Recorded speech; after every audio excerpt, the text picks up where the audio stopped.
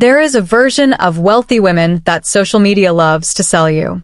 Green juice, a laptop on a beach, a caption that says manifesting abundance, and absolutely zero explanation of how the bills actually got paid. And look, no shade to the beach laptop girls.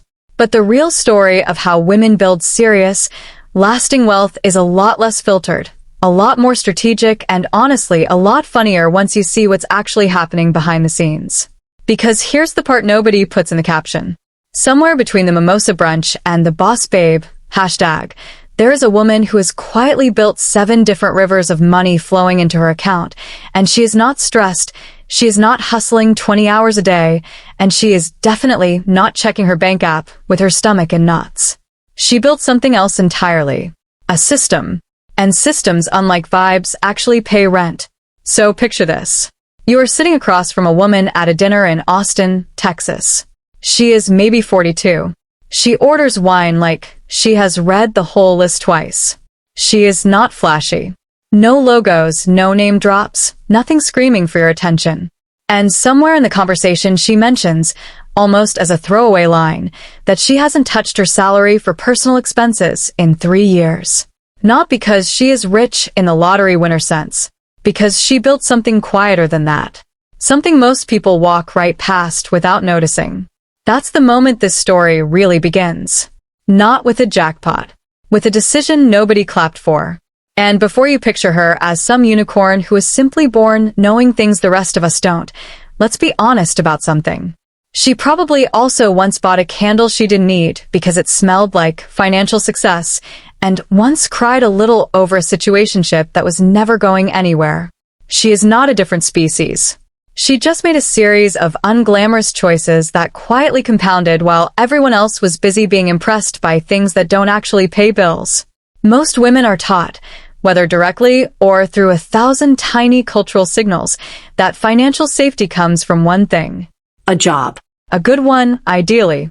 Work hard, get promoted, save what's left, repeat until retirement. It's a tidy story. It's also, for a huge number of women who actually build wealth, almost entirely untrue. Because the wealthy women in this story didn't get free by working harder at one job.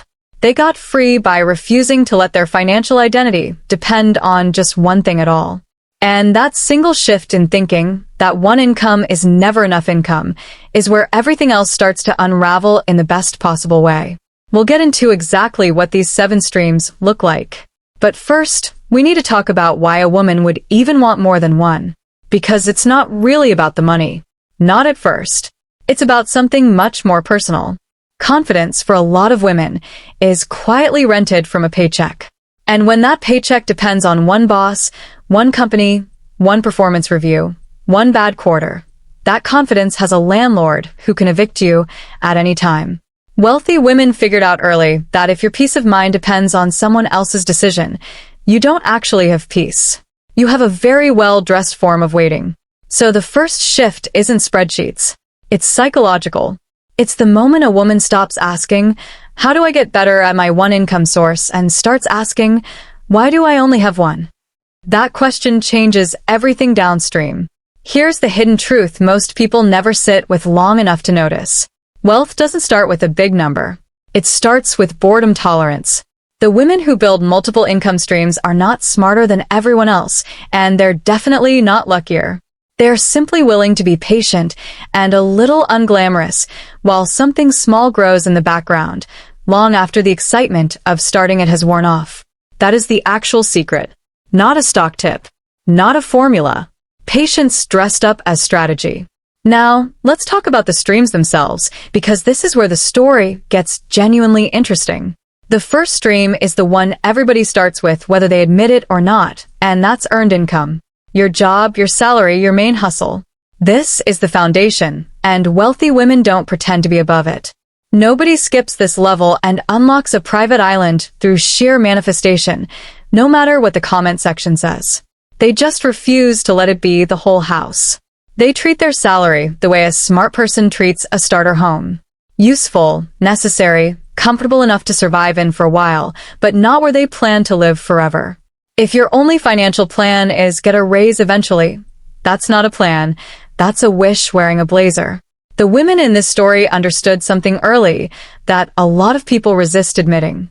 A salary is rented stability. It looks like security because it arrives on a predictable schedule, but the moment the company restructures, the moment a new manager decides your role is redundant, that stability evaporates overnight. So instead of resenting the paycheck, they respected it for what it actually was, a launch pad, and started quietly building the next stage while everyone else was busy decorating the launch pad like it was a permanent home. The second stream is where things start to shift, and it's what we'd call business income. Not necessarily a giant company with 50 employees. Often it's something much smaller and much smarter. A woman with a full-time job who quietly runs a boutique consulting service on the side. A woman who started a small skincare line out of her kitchen in Nashville and now ships nationally. The pattern isn't the size of the business. It's that she owns something instead of just showing up to something. This is where things become interesting because business income introduces a psychological shift that most people underestimate. When your income depends on your own decisions instead of someone else's approval, your relationship with risk changes completely. Fear doesn't disappear. It just gets quieter because now it's paired with control. It's the difference between being afraid on someone else's terms and being afraid on your own terms, and honestly, the second version is a much better seat. There's also a very specific kind of confidence that shows up here, the kind that has nothing to do with how much money is actually coming in yet. It's the confidence of a woman who realizes she is capable of building something from nothing, even if that something starts out small, slightly chaotic, and occasionally embarrassing. Nobody's first product launch is perfect. Nobody's first client email was written with total confidence. But she sent it anyway, and that single unglamorous act of pressing send is worth more than 1,000 motivational posts about believing in yourself. But here's a problem nobody talks about openly. Business income can be just as exhausting as a job, sometimes more, because now there's no one else to blame and no clock to punch out on. Which is exactly why the truly wealthy women in this story didn't stop there. They kept going because working hard for money was never actually the goal. Owning things that work without you is. Which brings us to the third stream. Investment income. Stocks, index funds, dividends, the quiet compounding kind of wealth that doesn't post on Instagram because it has nothing dramatic to show. This is the stream that separates the women who look rich from the women who actually are. A flashy lifestyle can be funded by stream one, working overtime and stretching a paycheck. Real, boring, unglamorous investment income is what funds freedom. And here's the part that surprises people. Wealthy women aren't usually investing in one dramatic bet that pays off overnight. They're doing the least exciting thing imaginable, buying consistently over years and letting time do the heavy lifting while they go live their lives. It is aggressively unsexy. It is also, statistically, one of the most reliable paths to financial independence that exists. There's a version of this woman who puts a set amount into her investment account every single month, automatically, before she even sees the money, the same way other people automatically pay a phone bill. She doesn't check it obsessively. She doesn't panic when the market dips because she understands something most people learn far too late, that panic is expensive and patience is free. While other people are refreshing their portfolio like it's a group chat waiting for a reply, she's out living her life, letting the boring math do its job in the background. If you're enjoying this look into how women quietly build wealth outside the spotlight, consider subscribing. These are the psychological patterns behind money decisions that almost nobody talks about out loud, even though they shape nearly everyone's financial life. Now, the fourth stream is real estate income, and this is where lifestyle and strategy start to blend in a way that's genuinely fascinating. Not the house-flipping drama you see on television.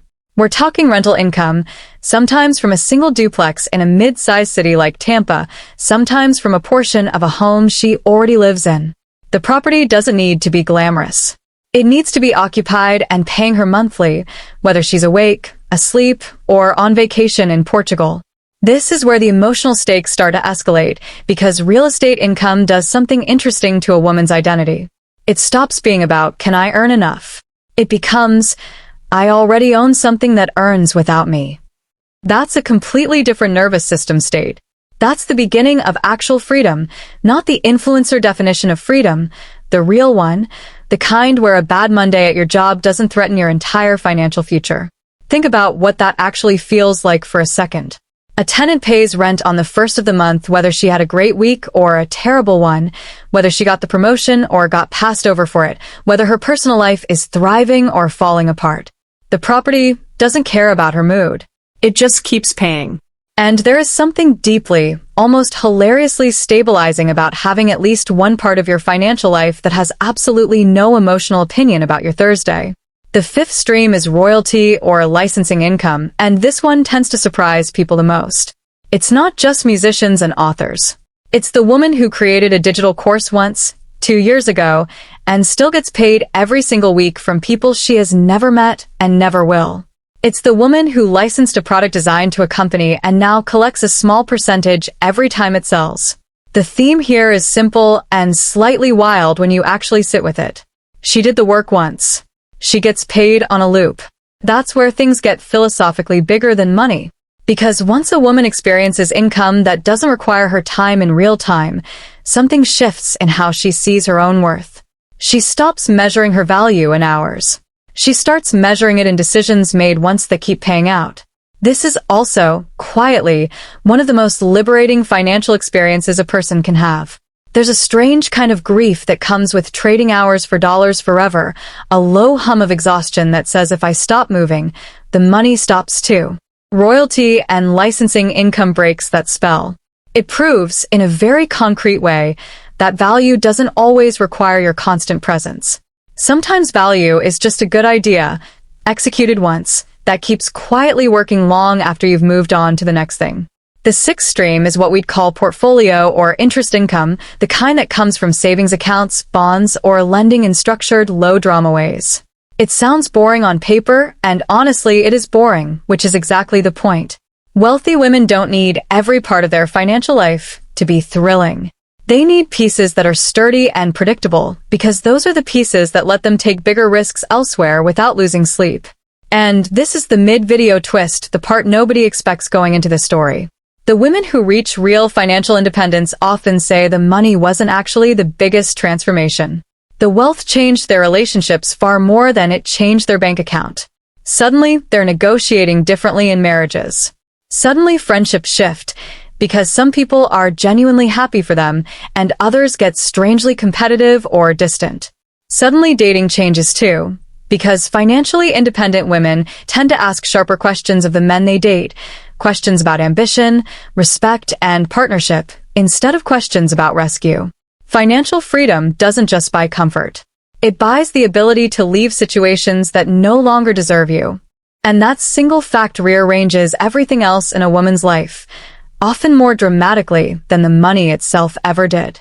It's almost funny, in a slightly uncomfortable way, how many people are fine with a woman being ambitious right up until that ambition makes her less available, less agreeable, or less easy to take for granted. Suddenly, the same people who once cheered "get your money" start getting oddly quiet when she actually does. That's not a coincidence. Financial independence removes leverage from relationships that were quietly built on dependency, and not everyone enjoys losing that leverage, even if they'd never admit it out loud. And here's the twist inside the twist. A lot of these women say the scariest part wasn't losing money. It was losing people who only liked the version of her that needed them. Once she didn't need rescuing, some relationships simply had nothing left to stand on. That's not a tragedy. That's a filter. And filters, uncomfortable as they are in the moment, tend to leave you with a much better group of people standing on the other side of them. Which brings us to the seventh and final stream, the one that ties everything together, and that's what we'd call the entrepreneurial equity stream. This isn't running the day-to-day of a business. It's owning a piece of something bigger, either through founding a company that eventually operates without her constant involvement, or by holding equity in someone else's growing venture. This is the stream that turns time into leverage. Instead of trading hours for dollars, she's trading ownership for growth that compounds long after she's stopped actively working on it. This is the stream that separates people who work inside the machine from people who actually own a piece of the machine itself. It's a subtle distinction with a massive difference. An employee's value is capped by their hours and their title. An owner's value is capped by nothing except the ceiling of the thing they built or bought into. That's not a motivational quote. That's just how equity works, whether or not it feels fair. Put those 7 streams together, and you get something that looks less like a lucky woman and more like a small, quiet financial ecosystem. Job, Business, investments, property, royalties, interest. equity, None of them individually dramatic. All of them together, unstoppable. But here's the deeper insight underneath all of this, the one that actually matters more than any single income stream. None of these 7 things were ever really about money. They were about identity. A woman who builds multiple income streams is quietly telling herself a story every single day, and that story is, I am not dependent on one person's approval to survive. I am not one bad decision away from losing everything. I get to choose, not just react. That's the real transformation. The bank account is just the receipt. And that changes how she shows up everywhere else in her life. In relationships, because she's not staying out of fear. In friendships, because she's not competing out of scarcity. In her own self-worth, because she stopped needing anyone's permission to feel secure. Somewhere along the way, wealth stopped being about proving something to other people and started being about no longer needing to. And maybe that's the actual finish line nobody talks about. Not a number in an account. A woman who wakes up on an ordinary Wednesday, makes coffee, checks nothing out of fear, and simply exists without needing rescue from anyone. That's not a flex. That's not a highlight reel. That's just a woman who quietly built something most people never see, one unglamorous, patient decision at a time. No viral moment, no dramatic before and after photo, just a slow accumulation of small choices that eventually added up to something that looks, from the outside, like it happened overnight. It never does. It just gets noticed overnight. And maybe the real question isn't how much money she has. Maybe it's what she no longer has to be afraid of. Because at the end of the day, financial freedom was never really about the money at all. It was about the version of herself she finally got to become once the fear left the room.